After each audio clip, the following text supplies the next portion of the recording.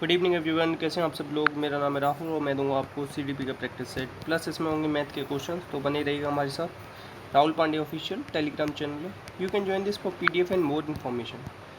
पहला क्वेश्चन है आपका, विकास के संदर्भ में सत्य बताना है, कौन सा है। तो देखो, विकास एक संचयी प्रक्रिया नहीं है, गलत बात, संचयी प्रक्रिया है। विकास एक व्यक्तिक प्रक्रिया नहीं, गलत बात, व्यक्तिक होती है। विकास लंबवत सीधा नहीं होता है, ये भी गलत बात। विकास कैसे होता है, लंबवत सीधा, हाँ सही बात है, ये गलत बात नहीं है, सही बात है। लंबवत सीधा तो क्या होती है, वृद्धि होती है। तो विकास तो क्या होता है, लंबवत सीधा ना होके वर्तुलाकार होता है। तो ये सही बात लिखिए, वर्तुलाकार। और विकास विशिष्ट से सामान्य नहीं होता, विकास सामान्य से विशिष्ट होता है। और सामान्य से विशिष्ट निगमन विधि भी होती है, और आपका क्या गेस्टाल्टवाद सिद्धांत भी होता है। आंसर हो जाएगा इसका सी सही। विकास ना जीवन पर्यंत चलने वाली प्रक्रिया, ये भी याद रखना। और विकास गर्भावस्था से शुरू होता है, ठीक। आंसर है सी। नेक्स्ट, अच्छा जीन शब्द दिया तो जोहानसन ने, ये याद रखना। एक पीढ़ी से दूसरी पीढ़ी में किन गुणों का स्थानांतरण होता है, शारीरिक और मानसिक दोनों का होता है, याद रखना। देखो, हमारे शरीर में ना 23 जोड़ी गुणसूत्र पाए जाते हैं। 22 जोड़ी तो अलग, और एक जो 23वां जोड़ी होता है वो हमारे लिंग का निर्धारण करने के लिए होता है। लड़कियों में XX होता है, लड़कों में XY होता है, याद रखना। आंसर है इसका सी। नेक्स्ट है आपका block and ball study, Jean पियाजे की ब्लैक एंड बॉल स्टडी, अथवा A0B एरर। मुझे तो ये याद है, A0B किसे कहते हैं। देखो मैं बताऊँ, पहले वो एक हाथ में रूमाल रखते हैं, फिर उस बच्चे से कहते हैं किस हाथ में, उसी हाथ में देख लेता है। दोबारा भी बच्चा वहीं पर खोजने की कोशिश करेगा अगर दोबारा होगा तो ये संवेदी गामक अवस्था में हुआ था प्रयोग। आंसर हो जाएगा डी। अब ये पूर्व संक्रियात्मक दिख रही है ना, इसमें 3 पर्वत का प्रयोग हुआ था। कौन सा हुआ था, 3 पर्वत का प्रयोग, याद रखना। जीन पियाजे स्विट्जरलैंड के थे, ये याद रख लेना। 32 किताबें लिखी इन्होंने, ठीक। और इन्हें 1936 में उपलब्धि मिली थी। 4 से 12 वर्ष के बच्चों पर प्रयोग किए थे। ऑटोनॉमी और हेट्रोनॉमी 2 स्टेजेस दिए इन्होंने, किसकी, मोरल डेवलपमेंट की, याद रखना। और 4 स्टेज दिए इन्होंने संज्ञानात्मक विकास की, ये जो 4 लिख रही हैं, ठीक। ये सब याद रखना। आंसर हो जाएगा डी। नेक्स्ट, अब देखो एरिक्सन किससे रिलेटेड है। एरिक्सन है आपके मनोसामाजिक, ये याद रखना। एरिक्सन को ईगो साइकोलॉजिस्ट भी कहा जाता है, ईगो पे काम किया था इन्होंने बहुत सारा। 3R का कॉन्सेप्ट इन्होंने ही दिया है, ठीक है। और इन्होंने क्या दिया बताओ, सिस्टोनिक और डायस्ट्रोनिक, ये भी टर्म इन्होंने दिया है। इन्होंने 8 तरीके से विकास के चरण बताए, 8, और 8 ही बताएं कोलसैनिक ने, ये भी याद रखना, ठीक है। अब इन्होंने पूछा जा रहा है विजडम का समाधान किस कन्फ्लिक्ट के साथ होता है, ये 8वीं अवस्था में होता है। देखो 6वीं 7वीं 8वीं बता दे रहा हूँ, लव केयर विजडम ये आते हैं, ठीक है। LCW ये याद रख लो। सबसे पहले आता है होप, दूसरे में आती है विल पावर, ये भी 2 याद रख लो, ठीक है। तो आंसर क्या हो जाएगा इसका, आंसर हो जाएगा डी। और चाइल्डहुड एंड सोसाइटी नाम की किताब भी लिखी है इन्होंने। ये सब हो गया आपका एरिक्सन से रिलेटेड। और ये किससे रिलेटेड है, फ्राइड के शिष्य हैं ये, ठीक। इतना याद रखना। और बस, चौथी अवस्था कौन सी आती है, चौथी अवस्था आती है इंडस्ट्री। तो यहाँ पे क्या आता है बताओ, कॉम्पिटेंसी से रिलेटेड है ये, ठीक है, ये याद रख लेना। नेक्स्ट है Atlas of the man. Atlas of the man किसकी है बताओ, एटलस ऑफ द मैन है आपकी, देखो ये तो है टाइप ऑफ द मैन इसकी किताब, इसकी है nature of the man. Jung की है साइकोलॉजिकल टाइप्स, तो इसकी है एटलस ऑफ द मैन, ठीक है, याद रखना। यूंग ने कितने तरीके से बताया था, 4 तरीके से। कौन कौन सा, काला, पीला, लाल और कफ, ये 4 पित्त बताए थे हिप्पोक्रेटस ने, ये याद रखना। और स्प्रेंगर ने कितने प्रकार से बताया, 6 प्रकार से। यूंग ने 2 प्रकार बताए, अंतर्मुखी और बहिर्मुखी, और सबसे ज़्यादा फेमस इसी का माना जाता है, यूंग का। यूंग ने और क्या दिया बताओ, सामूहिक अचेतन मन का प्रत्यय भी दिया है, वर्ड एसोसिएशन टेस्ट दिया है जिसमें 100 शब्द थे। और कब दिया ये, 1910 में, ये याद रखना। इनकी एक किताब है साइकोलॉजी ऑफ अनकॉन्शियसनेस, ये भी याद रख सकते हो आप लोग, ठीक है। आंसर हो जाएगा इसका क्या, आंसर हो जाएगा बी, सेल्डन, ठीक है, याद रखना। नेक्स्ट, अच्छा व्यक्तित्व के सील गुड सिद्धांत से असंगत पूछ रहा है। तो देखो इन दोनों ने तो दिया है, क्रेसमर ने नहीं दिया है।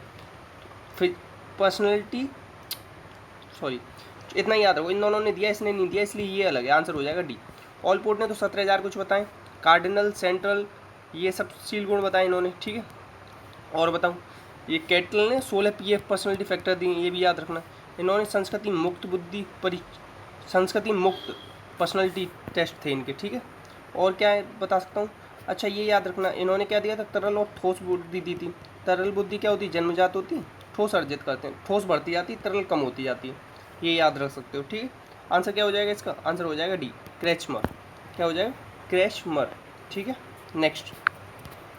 नेक्स्ट है बुद्धि लब्धि को विलियम स्टर्न के द्वारा मतलब क्या बताया गया था? तो इन्होंने बताया था मानसिक आयु बटे वास्तविक आयु, गुणा 100 मत लगा देना।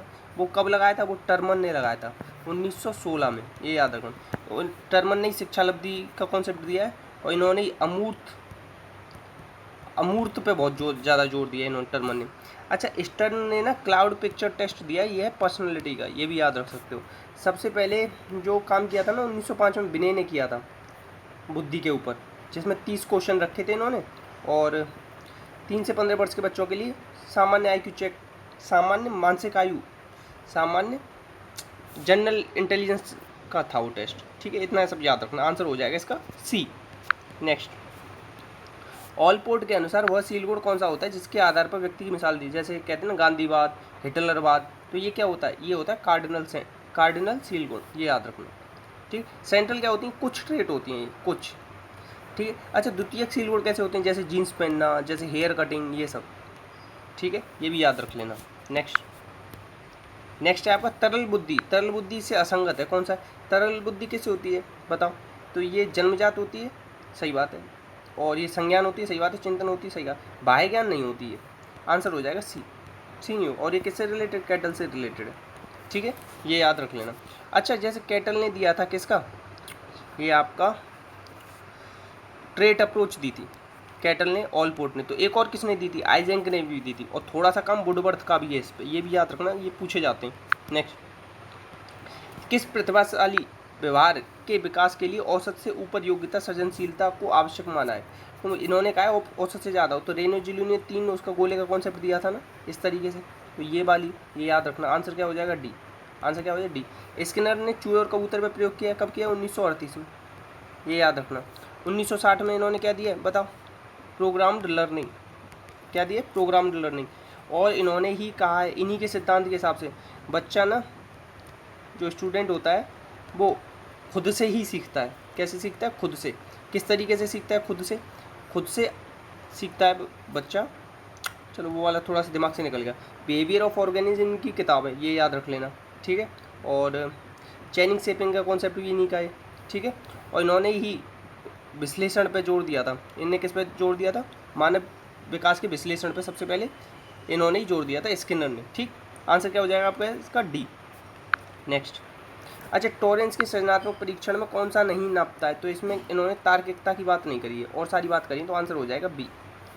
नेक्स्ट है लगातार असफल होने के बाद व्यक्ति में प्रयास को छोड़ देने की या असफलता कष्ट को अपनी नियति मानने की, ये होता है लर्न हेल्पलेसनेस। आंसर हो जाएगा सी। डिसलेक्सिया टर्म किसने दिया था? रेडोल्फ बर्लिन ने। डिसलेक्सिया किससे रिलेटेड है?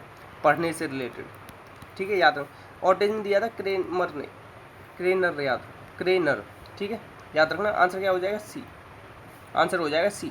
नेक्स्ट, अब देखो, मनोनाटकी विधि किस प्रकार के बालकों के लिए सर्वाधिक उपयोगी? तो ये है बाल अपराधियों के लिए। आंसर हो जाएगा डी। अच्छा, सृजनात्मक बालकों का IQ क्या होता है? 140+, याद रखना, क्रिएटिव बच्चों का।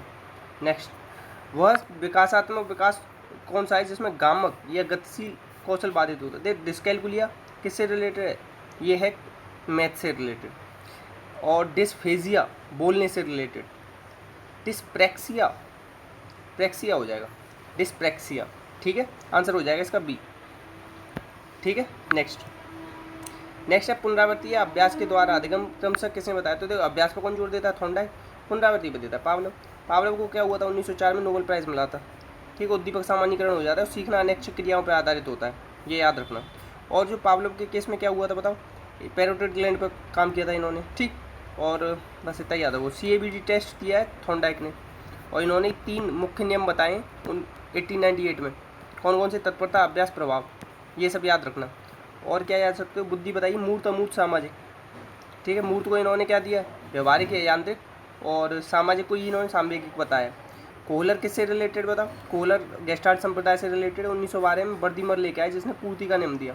कोहलर ने 6 चिंपैंजी में प्रयोग किए, सबसे ज़्यादा प्रयास किस पे अच्छा रहा? इसका सुल्तान नाम के पे, ये याद रख लेना। और इन्होंने ही मेंटलिटी ऑफ एप्स नाम की किताब लिखी है। बंडूरस सामाजिक अधिगम सिद्धांत, सामाजिक संज्ञानात्मक सिद्धांत, ये दोनों इसी के। ठीक है। और संज्ञानवाद और व्यवहारवाद की नींव के बीच की कड़ी मानी जाती है बंडूरा को, ठीक है। ये सब याद रख लेना। और थोंडाई की किताब याद रखना, एनिमल इंटेलिजेंस, ठीक है। आंसर क्या हो जाएगा इसका? आंसर होगा ए। नेक्स्ट, इसमें से कौन सा अधिगम के प्रयोग हेतु पशुओं पर प्रयोग नहीं किए? पशुओं पर किसने प्रयोग नहीं किए? तो देखो बंडूरा ने नहीं किए, इन्होंने तो बोबो डॉल पे किए, ठीक है, याद रखना। अच्छा, टोलमैन और हल इन्होंने किस पे प्रयोग की? चूहे पे। किस पे प्रयोग की? चूहे पे, ठीक है, याद रख लेना। और गुथरी ने किए किस पे? बिल्ली पे। ये सब याद रखना। आंसर क्या हो जाएगा इसका? डी। आंसर हो जाएगा डी। नेक्स्ट, अब देखो अब्राहम मैस्लो ने कितनी अवस्थाओं को डिफिशियंसी नीड और बीइंग नीड बताई? तो देखो 4 बताई इन्होंने डिफिशियंसी नीड, और 1 बताई इन्होंने बीइंग नीड। शरीर की मांग, सुरक्षा की मांग, समाज की मांग, सम्मान की मांग और आत्मसिद्धि, ये 4 तो हैं इनकी कौन सी? ये है डिफिशियंसी नीड, और 1 है ग्रोथ नीड। आंसर हो जाएगा डी। अच्छा, अब्राहम मैस्लो मानवतावादी कार्ल रोजर्स भी हैं जिन्होंने डायरेक्टिव थेरेपी का कॉन्सेप्ट दिया था, ठीक है, ये याद रखना। कॉग्निटिव और एक्सपेरिमेंट 2 टाइप भी बताए इन्होंने, ठीक। अब मैस्लो ने ना जन्मजात और अर्जित इस तरीके से भी विभाजित किया है, ये भी याद रख लेना। बस इतना ही याद रखना। नेक्स्ट, अच्छा 2005 में जो आया था ना एनसीएफ, ये कौन सा था? ये 4थे नंबर का एनसीएफ था।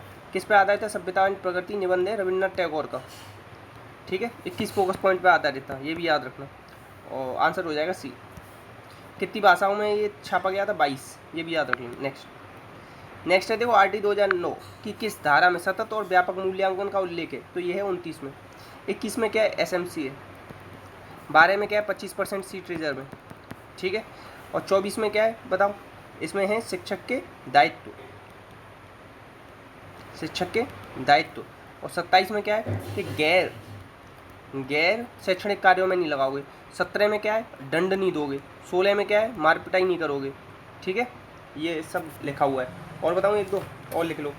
अब देखो 3 में क्या लिखा है? धारा 3 में 6 से 14 तक के बच्चों के लिए अनिवार्य शिक्षा, ये भी याद रखना, ये बहुत ज़्यादा पूछा जाता है। और लिख सकते हो क्या? अच्छा एक चीज़ और लिख लो, धारा 25 शिक्षक छात्र अनुपात, ठीक है। अच्छा एक चीज़ और याद रखना, इसका 7 अध्याय हैं और 38 धाराएं, और इसमें जो 7 अध्याय में से चौथा अध्याय है वो सबसे बड़ा अध्याय है, ठीक है, इतना सब याद रखना। नेक्स्ट है इसमें मोंटेसरी प्रणाली में सर्वप्रथम शिक्षा दी जाती है, तो इसमें दी जाती है कर्मेंद्रियों की, उसके बाद ज्ञानेंद्रियों की, उसके बाद किसकी? पढ़ने लिखने की। भाषा की बात नहीं करते। भाषा की बात वाइगोत्स्की ने करी, जिसने जेडपीडी का कॉन्सेप्ट दिया है। और क्या दिया है? स्कैफोल्डिंग का यूज किया है, दिया इसको ब्रूनर ने, ठीक है। और इन्होंने 3 प्रकार की स्पीच बताई, social speech, private speech, inner speech, ये भी याद रखना। आंसर हो जाएगा इसका सी। ये कहाँ की हैं? मोंटेसरी इटली की हैं, और इन्होंने ही क्या दिए? साक्षर प्रणाली दी है, याद रखना। आंसर है इसका सी। नेक्स्ट, यदि मापन के सारे यंत्र खत्म हो जाएं तो बालू की तरह रह जाएगी सभ्यता, तो ये कहा है? रोशनी। किसने कहा है? रोशनी। आंसर है डी। नेक्स्ट, इसमें से कौन सी सृजनात्मक बालक की विशेषता नहीं है बताओ? तो देखो कम संवेदनशील तो ही ना होता, उच्च संवेदनशील होता है। आंसर हो जाएगा बी। आंसर क्या हो जाएगा? बी। नेक्स्ट, अब देखो नेक्स्ट है सूची 1 को 2 से मिलाओ। कैटल ने क्या दिया था? कैटल ने दिया था द्रव और ठोस बुद्धि। स्पीयरमैन ने क्या दिया था? सामान्य और विशिष्ट बुद्धि। गार्डनर ने क्या दिया था बताओ? बहुबुद्धि सिद्धांत। स्टर्नबर्ग का त्रिचापी। स्टर्नबर्ग ने प्रोसेस थ्योरी ऑफ इंटेलिजेंस भी बताई थी। और इन्वेस्टमेंट थ्योरी ऑफ क्रिएटिविटी ये भी दिया है। थ्योरी ऑफ स्ट्रक्चरल इंटेलिजेंस ये भी बताएं। ACP 3 तरीके की और बताएंगे, कॉन्टेक्चुअल और प्रैक्टिकल, और ए से और है, वो थोड़ा सा दिमाग से निकल रहा है। इनकी एक किताब है बियॉन्ड IQ, ये भी याद रख सकते हो। मिला के बता दिया, नीचे मिला लेना आपको। नेक्स्ट, अब देखो इसमें बताना है पुनर्बलन अनुसूची किसने दी है?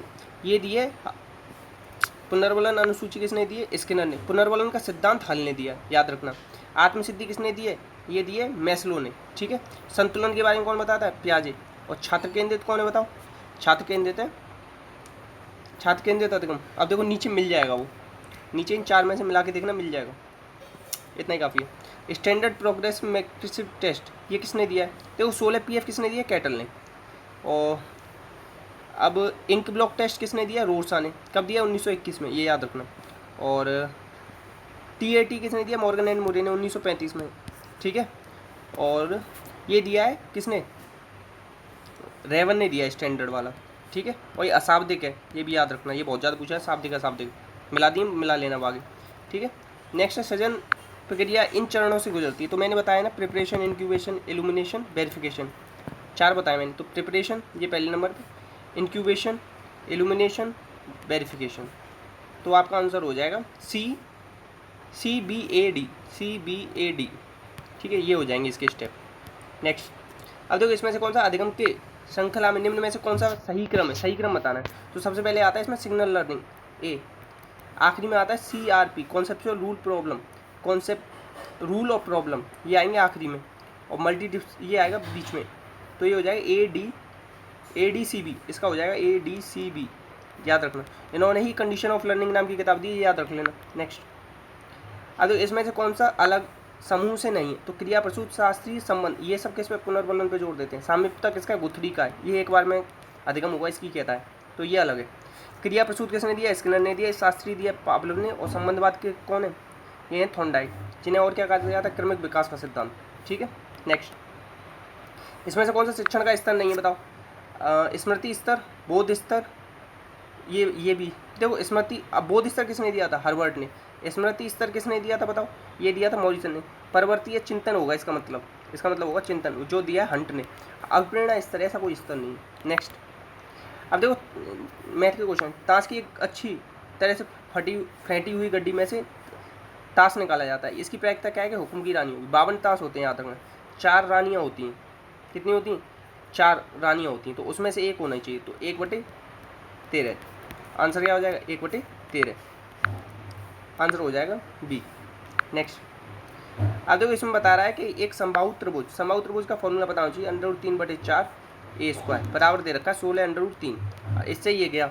ठीक है, तो A² क्या हो गया, 16 चौक 64, ए बराबर क्या आ गया, अंडर रूट करोगे तो 4 8। अब परिमाप क्या होगा त्रिभुज का, गुणा 3 से और कर दो तो 24 हो गया। ठीक है। नेक्स्ट देखो, एक परीक्षा में इतने गणित में इतने इसमें फेल हुए, दोनों में 20% हुए, तो बताना है कि पास होने वाले कितने थे।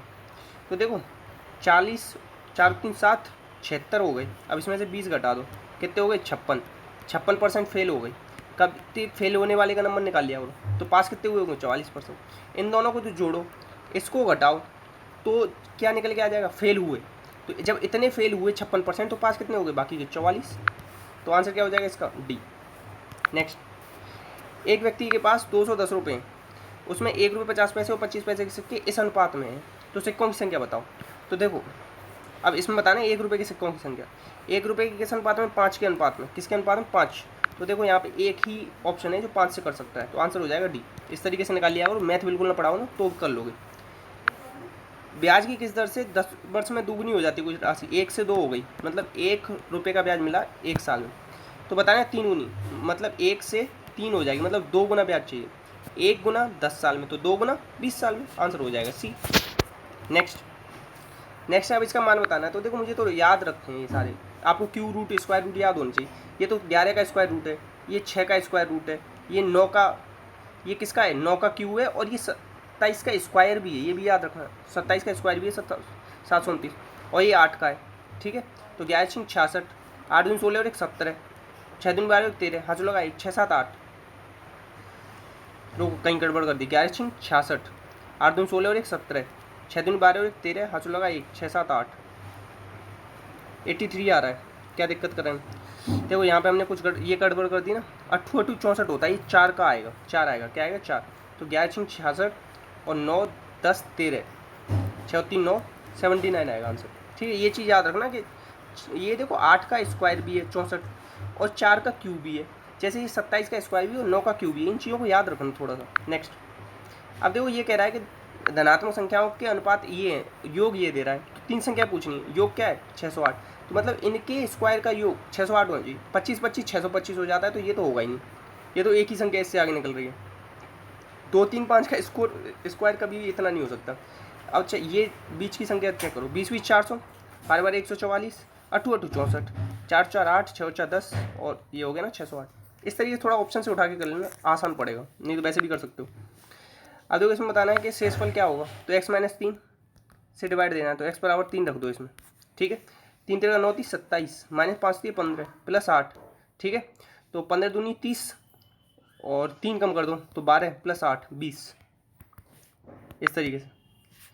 तो प्लीज़ शेयर कीजिएगा, सपोर्ट कीजिएगा, वीडियो अच्छी लगी तो लाइक कीजिएगा। इसी के साथ कोई डाउट आए तो कमेंट बॉक्स में पूछिएगा। जय हिंद, जय भारत।